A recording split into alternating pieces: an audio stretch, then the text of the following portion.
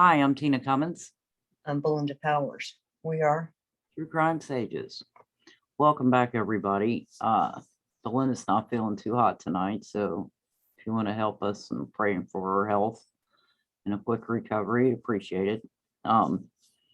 Tonight, we're going to talk about the Delphi homicides, and we're going to discuss our suspects.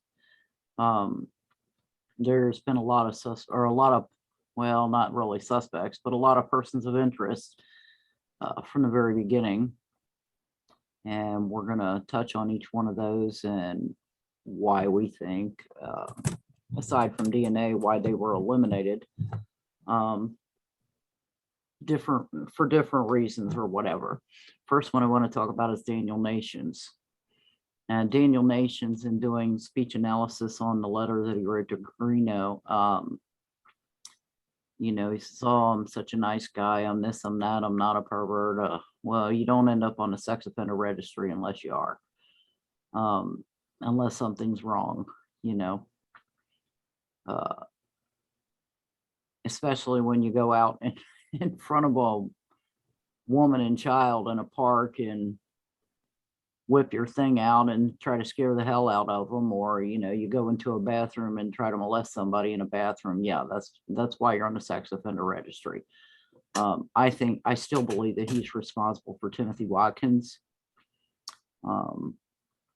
He's never been charged, so again, suspects are innocent until proven guilty in a court of law. All persons discussed innocent until proven guilty in a court of law. But as with a lot of the people, as soon as they got his DNA, boom, moving on. So, he was ruled out fairly quickly. Said he's no longer a person of interest in Delphi homicides. Paul Letter was wanted for raping a woman, and then, obviously they went to catch him, and he ended up deceased, committed suicide. But again, they quickly ruled him out. Charles Eldridge was an interesting case. Charles Eldridge, one of the disturbing things about Eldridge was the trays with the gore and the teeth and the hacksaw, and the pictures of him being out in the woods all painted up and everything. Yeah, that's someone who definitely could fit into the profile of a possibility for someone who would do this. What didn't fit was how big he was. But again, quickly ruled out. Thomas Bruce, another one, a lot of people discussed. Maybe he could be involved with Delphi. Religious wingnut. With sexual deviances, attack people in the middle of a church door, but again, he was quickly ruled out. Garrett Kurtz, the plot thickens with Garrett Kurtz. He actually knew Ron Logan was there all the time, knew the family, knew Libby, had been out there repeatedly, and also killed somebody. Now with Garrett Kurtz, the reason he doesn't fit for me, he reminds me of Jason Autry. Jason Autry was involved in the Holly Bobo homicide, and Jason Autry is a very matter-of-fact kind of person.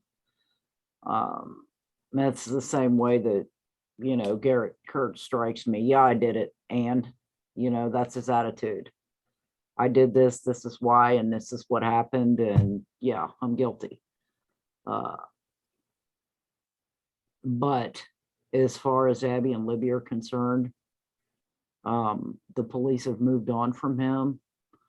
They didn't come out and say that his DNA didn't match. There was no match. What are your thoughts about Garrett Kurtz, Belinda? I never really been sold on him completely. I mean, he looks just like Bridge Guy. He sounds just like Bridge Guy. He's been in that area so many times. Grew up around there. Grew up on Ron Logan's farm. Horses. I mean, everything shared. dad's best friend with Logan family. Yeah, on meth, committed murder. The thing that separates Garrett Kurtz for me is the murder he committed. The way in which it was done that we know of was a love triangle. And the two girls ended up getting into a fight. And then, of course, they tied her up and beat her to death. That's very different than someone who attacks and molests a child. It's a very different type of murder dynamic. Psychologically speaking, someone who is a pedophile, they generally go after young girls, hang around young girls, want to be around kids, want to coach the soccer team maybe, or whatever. But they don't tend to, they're focused. Someone who commits the type of murders of Abby and Libby would be someone who is constantly, and I mean constantly, like the FBI said it was like 90% of their waking hours are consumed by sexual fantasy of molestation and murder and how they're going to achieve that, which is very disturbing. But it's a very gruesome and heinous. Gruesome, heinous. Yeah, a lot of it's a very different type of mindset than someone who gets into a love triangle / on drugs murder. Right. Now, in getting to, I still have, okay, Mark Redwine. Mark Redwine for me is a person who's fully capable of doing something like the murders of Abby and Libby. Mm-hmm. Anyone who could decapitate and dismember their own child and who has paraphilia, sexual deviances, and could do that to their own child. What, without conscience, what could they do to someone else's child? So yeah, that put him in the category. Then we find out, he was actually in the area at Indiana Packers at the time the girls were. Makes you say, uh-oh, I need to check him out. And knowing that his son wasn't, in my opinion, his first, maybe not even his last victim, saying that is the type of serial predator we're looking for. Now, then that brings us to, well, there's two other people that we can't discuss, but that brings us to, okay, Sean Harmon talks about his dad. Now, gotta admit, man, when you look at the picture of his father and you put it next to the Delphi Killer on that bridge, his dad is a spitting image. That said, there's been absolutely no proof that he's ever killed anybody. Right. There's Sean's stories of childhood and things that he had, witnessed and been through.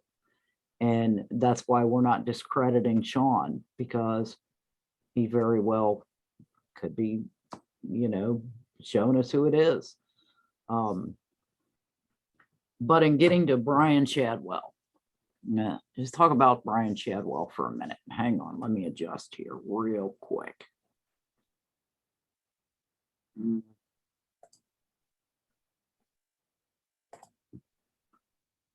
Brian Chadwell, for me, not only fits because of the 5-finger toe shoes put out by Vibram that are shown in the images of the Delphi Killer. And you're looking at February. Who's going to have kayak shoes out there in February? The killer, when he's coming across the bridge, obviously prepared to kill. He's got a gun, he's got a knife, wearing headphones, wearing a camera. Everybody's seen it by now. leaving all that aside, the other day, reporters came out and said what he actually did to this little 9-year-old girl. And you must know, they said that anyone who witnessed the tapes of her rescue was asking they need mental help. It was brutal. What he did to this child was brutal. Should never see the light of day again. I think life in prison is too good for him. I think rope is cheap and reusable, and a bullet is a real cure. I know I'm not championing for vigilante justice, but in my opinion, what he did to that child deserved the death penalty. Now, as far as them saying he's not been ruled out, and in fact, they are considering him seriously. Now, his lawyer slipped up and said he was a suspect, but interestingly enough, they said in court he admitted to being a habitual offender. Now, we already know he's a habitual offender because he had a mattress and chains in the basement. He had chains on the door. His basement was set up to rape and molest and abuse and kill. That tells us right away that, this is someone who was planning this. This is someone who prepares in advance. It tells us right away that he is a habitual offender. But him admitting it in court, this man has never been charged, as far as I'm aware, of a sexual offense in his past. Having looked at his records, I haven't found anything that indicates, up to this point. But he openly admitted in court that he is a habitual offender. And so that begs the question, who were his victims? Now, what he did to this child was he strangled and molested her. He let his dog bite her. He beat her about the head. Took her, he choked her into unconsciousness and then woke her up and took her to the basement and had her do other sexual things. Very graphic. And he tried to kill her. They said that it was, again, so brutal what he did, the things that he did to this child, allowing his dog to bite her and, other things. It was so brutal that anybody who saw her rescue even needed to get mental health counseling. And when he appeared in court, for his guilty plea, he hasn't been sentenced yet, but for his guilty plea, like Bridge guy, he was very matter of fact. Now, a lot of people have already seen Greeno asking him as he's walking in the courthouse, did you have anything to do with the Delphi homicides or something to that effect, killing the Delphi girls? And he says no, and he puts his head down and walks in. That's not a sign of remorse, folks. That's a sign of hiding. That's someone who is hiding because he knows there's a death penalty. Indiana has a death house. And I can almost guarantee you by looking at the shoes of the Delphi killer and then him, he just happens to have those same 5-finger Vibram toe shoes. Yeah. And if you're looking at Garrett Kurtz and what he did to Nicole Bowen, God rest her soul, and you're looking at James Brian Chadwell, and what he attempted to do with this 9-year-old girl, he did attempt to kill her. These are two very different types of crimes. Now, child sexual deviant with rage and pedophilia, paraphilias, whoever did this to Abby and Libby, they're going to sit there and fantasize about this shit in their head 90% of the day. On an average, it's the FBI reported it's like 90% of their waking hours are consumed by thoughts of fantasy. That's not what happened in Garrett Kurtz's case. I can't speak for Mark Redwine because we don't know fully what his paraphilias are.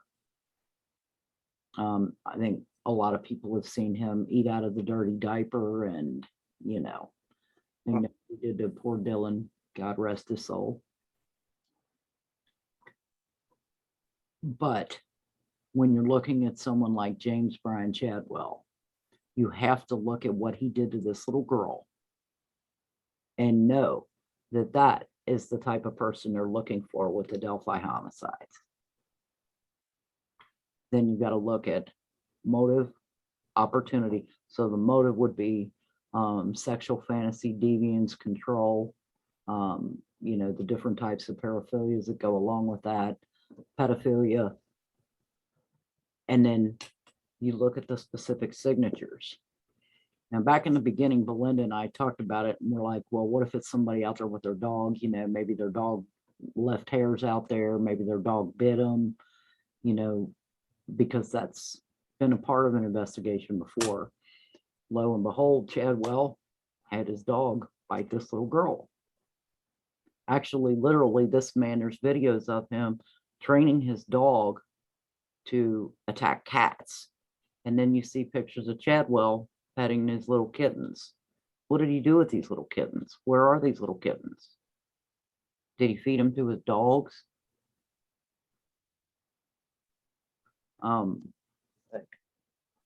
So you have to look at the, obviously we don't have the crime scene of Abby and Libby, and we don't know exactly what they endured that day.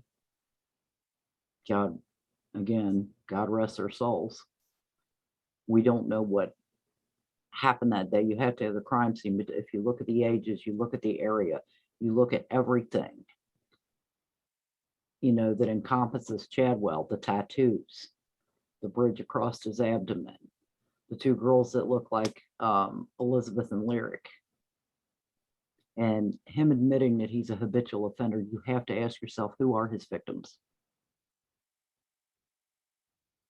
Now, a lot of people won't agree with me. Some people swear up and down, can't be Chadwell. But I can tell you from past experience, he is the exact type of person that they are looking for. And his attorney Hughes put in for a change of venue, you know, before he said that, you know, Chadwell was a suspect. Well, then he, you know, he kind of hauled around and then he changed that.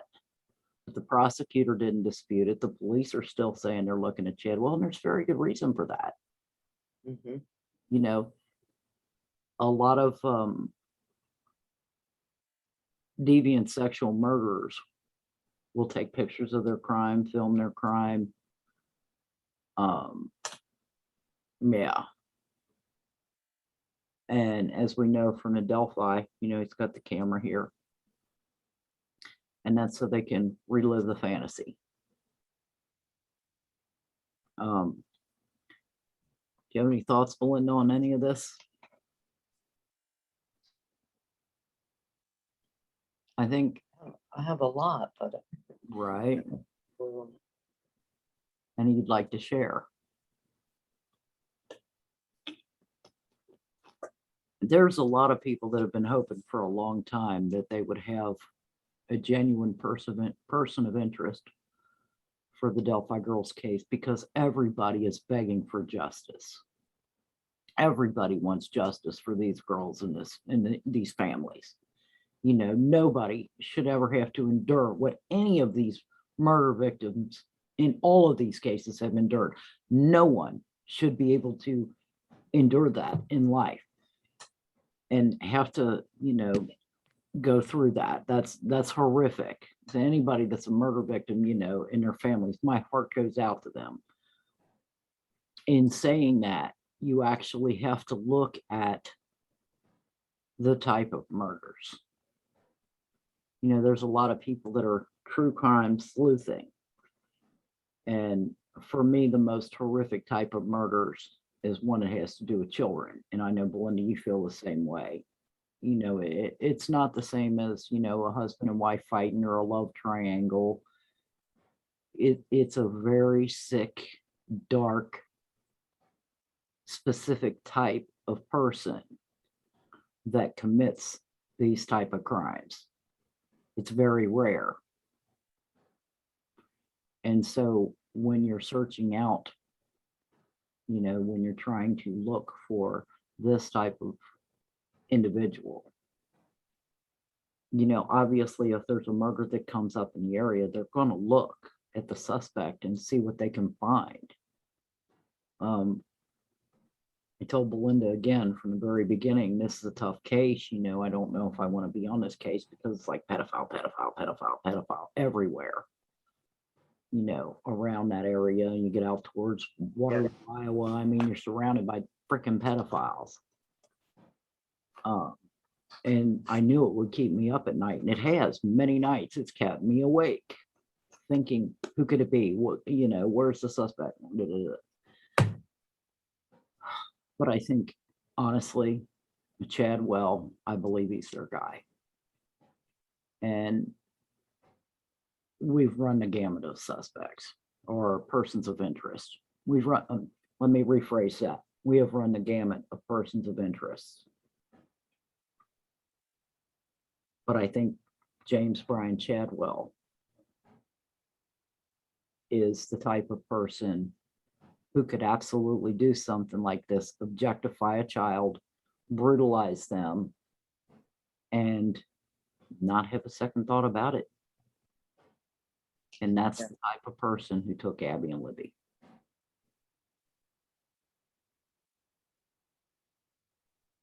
And I think anybody that watched the court case and saw that, the way he acted, he's definitely capable. Yeah. No remorse. No second thoughts. You know, and if you watch, no conscience. If you watch his TikTok videos, he's like a spider who spins a web. You know, he's telling these little girls, talking about these little girls out there slinging their tacos. What grown man talks like that to little children?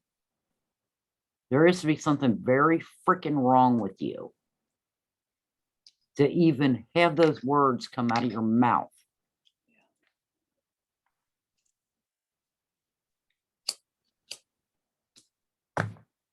Interestingly enough, they served a warrant on Chadwell back in the very beginning.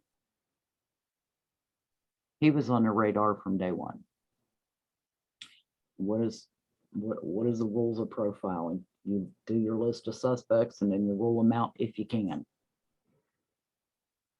And they couldn't rule him out. Still haven't ruled him out. And there's a good reason for that. And again, you know, Greeno, for example, was on tonight saying, well, you know, I don't think he's their suspect and this is why. And if you think he is, then I'm going to tell you why I don't. And he wanted to debate people on it. You know, I'd like to have that debate because, you know, there are a lot of people that are capable of murder, but not that specific type of murder. That's a very distinct type of murder. Yeah, and that's, again, that's where it comes in with the signatures and stuff like that. Yeah. Because every case is different. Well, and you know, for example, you know, at the scene, they come through the creek, he's got those 5-finger toe shoes on, there's footprints there. You know there's footprints, you know they took those prints. And that's why I say I believe they're building a case.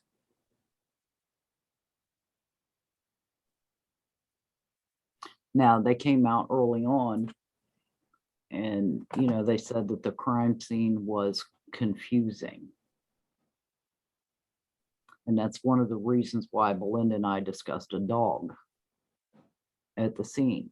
Perhaps it's not human DNA, perhaps it's dog DNA. Perhaps it's touch DNA. We don't know. We don't have the crime scene. But, you know, I was telling people again, you know, telling people it's a serial killer. You know, it's a serial killer because to take two girls in the daytime, middle of the day, sexually objectify, coming across that bridge, prepared to kill with a camera on, you know, it's a serial killer. Yeah, you know it wasn't his first time. No, And no, to get control of the girls that quick. no. And I don't know of anybody that's come out on their first day as a murderer prepared like that. And there are,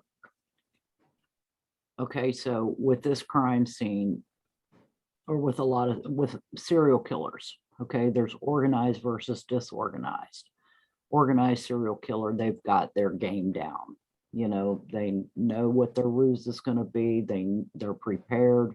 Like Ted Bundy, he used to wear, you know, sometimes he'd wear an arm sling. He always had the crowbar there. He had the inside of the door handle taken off so they couldn't open the door and get out from the inside. He had the locks rigged. You know, he had his kill kit there. He was already prepared. Versus disorganized, someone who is spur of the moment. You know, this is happening in the heat of the moment. And, you know, they're disorganized. They tend to leave a little bit more evidence. Organized serial killer like Dennis Rader, BTK, for example, you know, he had his, he actually fantasized about killing so much, he made little dolls and he tied them up. And he did all these things to these dolls, posed them. He even dressed and took pictures of himself in drag, tied up in different positions, hung up, like just like the way he fantasized that he wanted to do to his victims. So again, you know, whatever went on with Elizabeth and Lyric and Abby and Libby, these children, that is a serial predator who fantasizes about this 90% of their waking day and probably dreams about it at night. And that's not just anybody that commits murders, it's very different types. And so when you're looking for the predator, you have to look at the types of murders that were committed. One of the things that struck me about Chadwell, you know, his TikTok videos, he's talking about, oh, how he appreciates Black and brown Americans and this and that. And you can read his body language and he's lying. And that sparked an interest in me in the Flora fires, you know, where the 4 little kids were burned up in the fire. Looking at the way he talks about how he appreciates them, trying to stand up in unity against the establishment. He's blowing smoke up your ass. And there is a very deep-seated hatred there in him for African Americans. Yeah.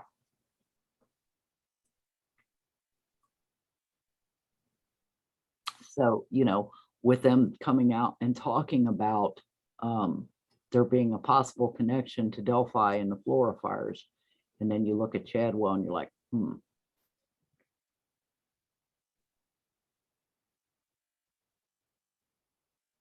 then you've got his brother that came out and said, oh yeah, he's fully capable of this. And then his brother's arrested for pedophilia. You know, that's learned behavior. These behaviors are learned behaviors. It's learned sociopathy, learned psychopathy.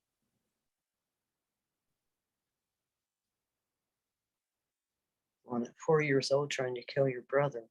Yeah. It's early on. Yeah. And I mean, even if you look at his childhood pictures, you can see the look in his eyes versus his siblings is very different. It's almost like there's no soul there. And he's like, if you go back and you look at Chadwell and watch his videos and look at his pictures, he's emboldened by power by the ability to manipulate, by the ability to control. He feels, you can tell by the way he talks, he feels like a surge of energy when he's in charge, when he's in control of the situation, when he's able to victimize someone. For example, the one we talked about is stalking. He said something to the effect of, why do you make me search for you? I know where you are. Don't make me choke you, baby, or something like that. You know, and that those type of posts make him feel powerful, because in reality, he's a piece of shit and he knows he is. And he's nobody in this life, and he knows that too. Very narcissistic in nature. No conscience. This is a different type of, you know, mindset for someone like him than it is for, say, someone like Garrett Kurtz. I'm not saying that Garrett Kurtz isn't capable of killing other people or that he hasn't, because I believe he has. But that's very different from pedophilia murders and fantasy. Yeah, young girls. You know, in Chadwell's mind, he's doing that fantasy. It's like being on a freaking hamster wheel over and over and over and over and over all day long. You know, it just, and he's feeding the beast all the time. He even talks about, you know, and that's another thing, obsessed with pornography. You know, these guys tend to be obsessed with pornography. And he talks about in one of his TikTok videos that he doesn't need these little girls. He's got Pornhub.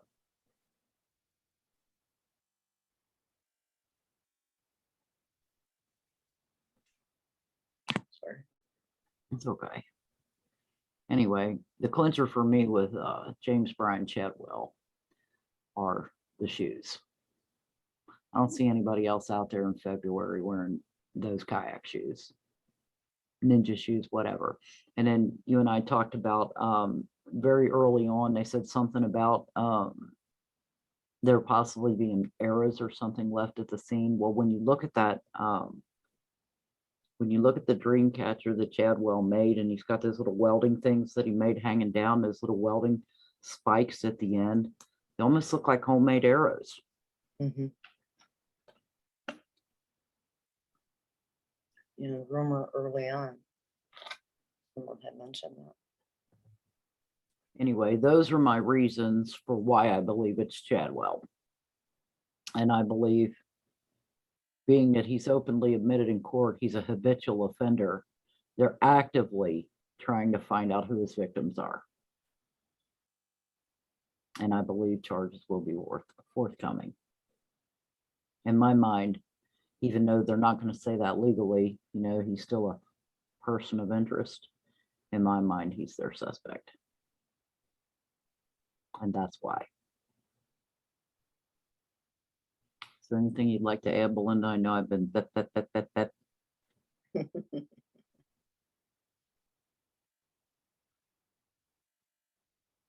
All right. Well, I think we're going to wrap it up for tonight. Hopefully we'll see some charges soon. Find out what his sentence is going to be. Yeah. Yeah, I think we'll know soon. I think we'll know soon too. Hopefully these, you know, the families will get answers pretty soon. I mean, if in fact it isn't Chadwell, it's going to shock me. Really. Because I don't see anybody else out there in those shoes in February.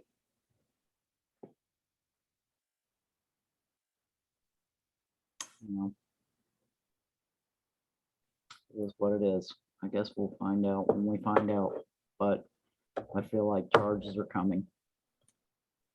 And that's one of the reasons why they asked for a change of venue, because of the nature of his crimes. And, you know, oh, that's something I wanted to bring up. You know, his attorney Hughes said that, you know. Hey, Tina, you don't mind going ahead and finishing up the video? Yeah, no, I don't. Go ahead, hon. All right. I'm not hanging up. I'm just going to. All right, hon. I was just going to turn the video off. But maybe. Got it. Okay. So his attorney Hugh said something about the reason he asked for a change of venue was because of the Delphi homicides and him being a person of interest, and they happen to coincide, but he doesn't see Chadwell, any evidence that Chadwell is a suspect. Well, of course he's going to say that. That's his client. He has to say that. But, you know, according to the attorney, perhaps they haven't shown him any evidence yet. I mean, they could still be building a case. So I wanted to leave, even though he retracted the suspect comment in not so many words, the prosecutor never disputed it. And again, Chadwell openly admitted in court that he's habitual, but he's never been charged before. So, you know, you have to ask yourself, who are his victims? And I think we're going to leave it there for tonight. A lot to think about, folks, but I hope you have a good night and keep on sleuthing. Take care.